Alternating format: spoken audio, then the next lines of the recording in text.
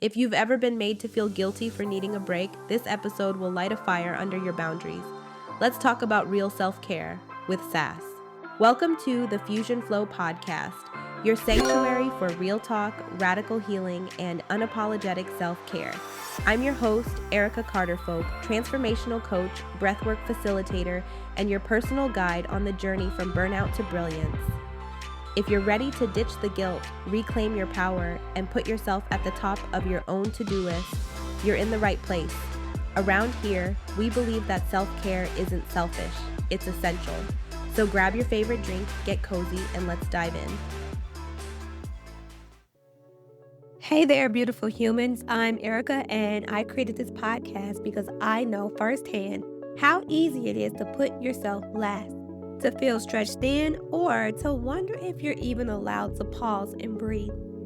I've been the overgiver, the people pleaser, the one who thought rest was earned, not a right.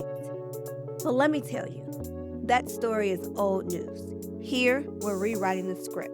We're giving ourselves permission to put our needs first, to set boundaries, to show up for ourselves with just as much love as we give to everyone else. Today's episode is all about sassy self-care. How to stop feeling guilty for putting yourself first. Because when you take care of you, everyone benefits. And trust me, it's not just about bubble baths and face masks, though those are fabulous. It's about saying no without apology, honoring your energy, and creating rituals that make you feel alive, nourished, and powerful. So, if you've ever felt a pang of guilt for taking time for yourself, or you're ready to up-level your self-care game with a little attitude and a lot of heart, this episode is for you. Let's set the record straight. Self-care is not selfish. Repeat after me. Taking care of yourself is not a crime. Good. Somewhere along the line, especially for women, caregivers, people pleasers, and let's be real, recovering perfectionists, we got programmed to believe that martyrdom is a virtue. That doing it all with a smile makes us worthy of love. We were taught that being a good mom, partner, friend, or professional means being endlessly available, endlessly giving, and endlessly exhausted. Well, I call BS. Here's the truth bomb. You can't pour from an empty cup. You can't be the loving, vibrant, radiant human you want to be if you're running on fumes. You deserve more than survival mode. You deserve to feel alive. Self-care isn't about abandoning others. It's about making sure you have the energy, the joy, and health to show up for yourself and the people you love. It's the most powerful form of service, leading by example. I remember a client once told me, I feel guilty every time I close my door and take 5 minutes for myself, like I'm letting everyone down. But you know what happened when she started honoring those 5 minutes? Her kids stopped seeing her as the family vending machine and started seeing her as a human being with needs, boundaries, and dreams. That's a ripple effect for real self-care. And let's get real. When you care for yourself, you model something radical. You show others that being well is not optional. It's necessary. You give your kids, your friends, your partner, your coworkers permission to tend to their own well-being too. So self-care, it's not a luxury, it's leadership. As Audre Lorde said, caring for myself is not self-indulgence. It is self-preservation, and that is an act of political warfare. Let's make it a movement. All right, let's bust some of the most stubborn self-care myths out there, shall we? Because these lies are tired and so are we. Let's kick this off with one of the most common misconceptions that's been Instagrammed to death. Myth number 1. Self-care is just spa days and bubble baths. Don't get me wrong, I love a good soak as much as anyone. Throw in a candle and a Beyonce playlist and I'm in heaven. But self-care is so much more than curated aesthetics. It's gritty. It's sometimes messy. Sometimes it's turning off your phone, canceling plans, and sobbing into a pint of dairy-free ice cream while journaling. Sometimes it's saying no to brunch with people who drain you. The real magic? It's in the moments nobody sees. Like the time I said no thanks to a last-minute meeting and took a nap instead. My productivity the next day was next level. Self-care is about listening to what you actually need, not what looks cute on Instagram. This next one, it's the guilt grenade that keeps so many of us stuck. Myth number 2, self-care is selfish. We've already covered this, but let me say it again louder for the people in the back. Self-care is survival, not selfishness. Guilt is not an ingredient in your self-care smoothie, period. I once had a client who was so afraid of being called selfish that she run herself ragged for everyone else. When she finally started setting boundaries, her relationships got healthier because she was showing up as her best self, not her burnt out self. Remember, boundaries are bridges, not walls. Now here's a sneaky one. The idea that we have to earn care, like it's some kind of prize.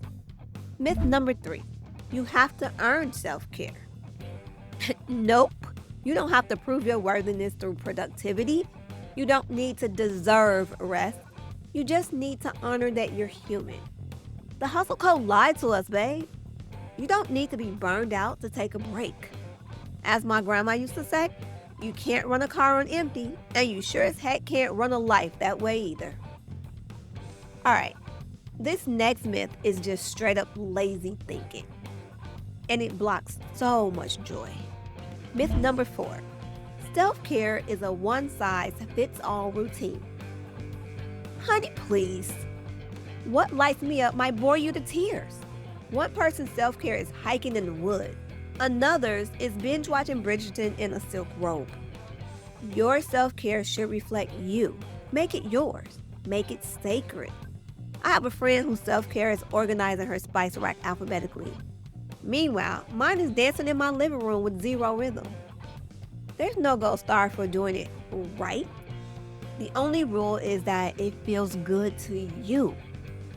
And finally, let's talk about the lie that self-care should always feel like sunshine and roses.